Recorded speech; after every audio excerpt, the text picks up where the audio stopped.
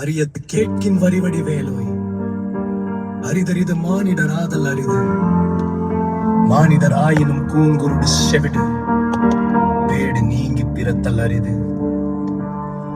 Pad நீங்கி பிறந்த காலையும் ஞானமும் கல்வியும் நயத்தல் அரிது ஞானமும் கல்வியும் நயந்த காலையும் தானமும் தவமும் தான் செயல் அரிது தானமும் தவமும் தான் செய்வராயின் வானவர் நாடு வழிதிறந்திடுவே. இந்த பாடலில் அப்படி என்ன ஆழ கருத்து இருக்கிறது என்று பார்ப்போம்.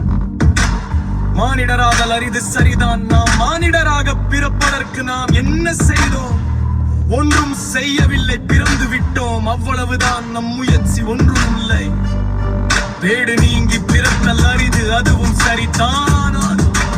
அதற்காக நாம் என்ன செய்ய முடியும்? தாயின் கருவில் இருக்கும் போதே குருடு செவிடு போன்ற குறைகளை நாம் சரி செய்து கொள்ள முடியுமா? முடியாது. ஏதோ நம் நல்ல காலம் குறை ஒன்றும் இல்லாமல் பிறந்து விட்டோம்.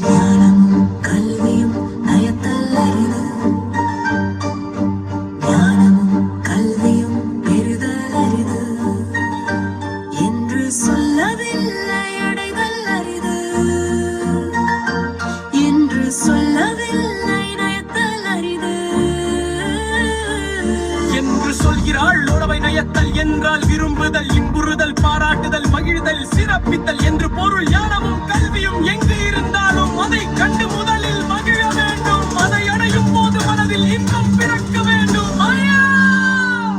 இதை படிக்க வேண்டுமே என்று மனம் நொந்து படிக்க கூடாது. அடடா, எவ்வளவு நல்ல விஷயம்! இத்தனை நாளாய் இது தெரியாமல் இருந்து விட்டேனே, நல்லது இப்பவாவது தெரிந்ததே என்று மகிழ வேண்டும். ஞானம்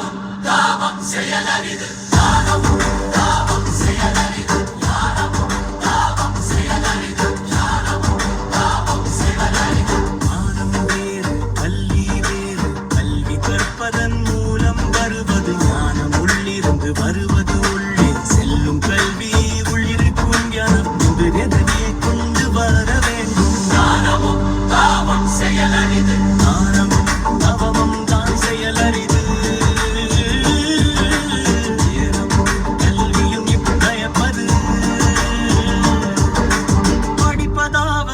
எப்படியாவது தத்தி முத்தி படித்து விடலாம். தானமும் தவமும் செய்வது இருக்கிறதே மிக மிக கடினமான செயல்.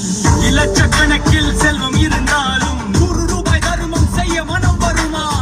தானம் கூட ஒரு வழியில் செய்து விடலாம். அல்லது பாரான நிதி, முதியோர் பாதுகாப்பு, பிள்ளைகள் பாதுகாப்பு, நிலை என்று ஏதோ ஒன்றுக்கு நாம் தானம் கூட செய்து விடுவோம். தவம் செய்வது எளிதான செயலா? யாராவது தவம் செய்வதை பற்றி நினைத்தாவது பார்த்தது உண்டா? தவம் என்றால் ஏதோ காட்டுக்கு போய் மரத்தடியில் அன்ன ஆகாரம் இல்லாமல் இருப்பது என்று நினைக்க கூடாது. இன்று பின்னால் ஒரு வார்த்தை இருக்கிறோம். தானமும் தவமும் செய்து விட்டால் வானவர் நாடு வழி திறக்குமா?